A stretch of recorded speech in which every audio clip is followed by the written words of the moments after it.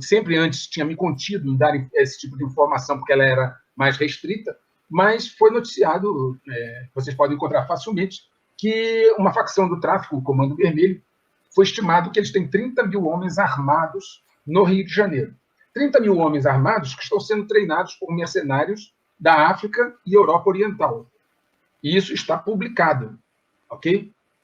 E aí o que eu pondero? Se no Rio de Janeiro, uma facção, que é o Comando Vermelho, numa capital, que é o Rio de Janeiro, tem 30 mil pessoas armadas, e nós sabemos que o PCC quis tomar os pontos do Comando Vermelho, para que o PCC tome os pontos do Comando Vermelho, ele tem que ter uma força igual, ou maior. Fora que não é só esses duas facções que tem no Rio de Janeiro, tem outras. Então você pode estimar aí no Rio de Janeiro, sei lá, 60, 70 mil pessoas armadas. Um número muito próximo de uma estimativa que foi feita por um promotor, eu vou ler para vocês, né, que previu que tinham 56 mil pessoas armadas lá, no Rio de Janeiro. Em 29 de agosto, em uma reportagem, foi citado que se estima 56 mil o total de membros armados das facções no Rio de Janeiro. Essa estimativa foi citada no dia anterior pelo Procurador de Justiça, Marcelo Rocha Monteiro. Na verdade, se ele citou 56, eu, como já falei para vocês, acho que é mais, né? Alguma coisa entre 60 e 70 mil. Gente, 60, 70 mil homens armados, treinados com armas de última geração, numa cidade que é o Rio de Janeiro. Se você extrapola isso para São Paulo tem mais que o dobro da população do Rio, também tem um consumo maior do que o do Rio, porque é normal, porque isso é proporcional à população. Imagina quantos homens, então, essas facções têm em São Paulo. Se tiver número igual, já estou falando de 140, 150 mil homens, Rio, São Paulo. Agora, quantas capitais e estados não estão nessa conta? Quantas 20 e tantos estados e capitais? Então, o número de homens treinados e armados das facções na área de tráfico é um número enorme, né? Ultrapassa 150 mil facilmente. Você tem que somar a isso também o exército de STED, que o próprio ex-presidente Lula citou. É ele que disse que tinha um exército do STED, né, que é do MST. Então, se o MST tem um exército, também não há por que imaginar que ele seja pequeno. Deve ser talvez maior, provavelmente muito maior que esse número das facções.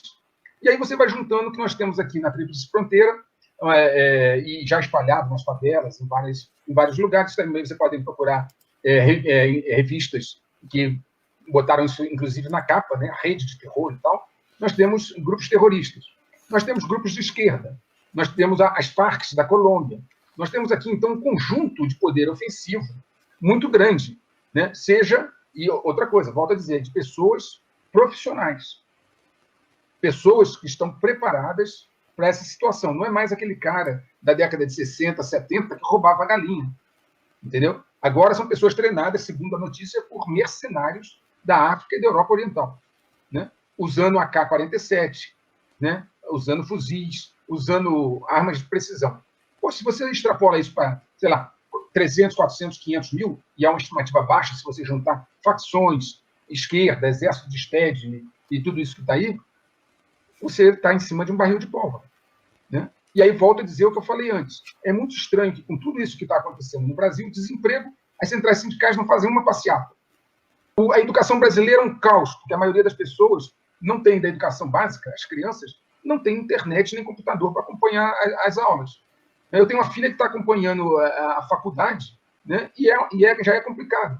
Nós temos universidades federais que nem aula estão tendo, né? Já cancelaram o semestre. Com todo esse caos na educação, você também não vê uma passeata da Uni, da UEE, ninguém.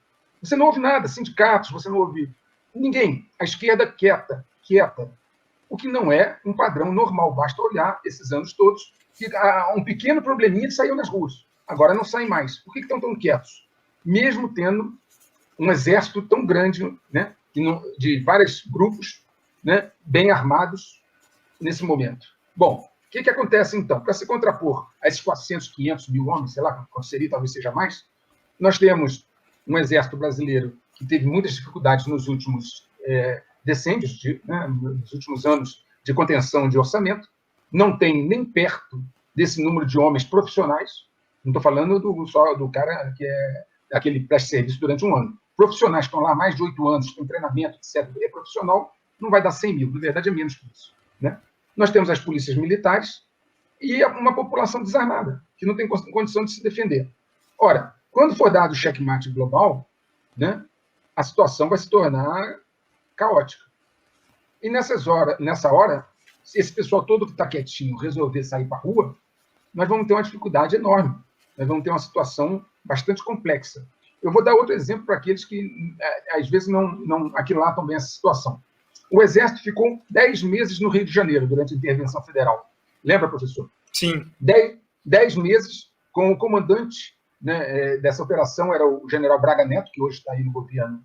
Né? E 10 meses o Exército operando no Rio, com intervenção federal, comandando a Polícia Militar, o Corpo de Bombeiro, a Polícia Civil.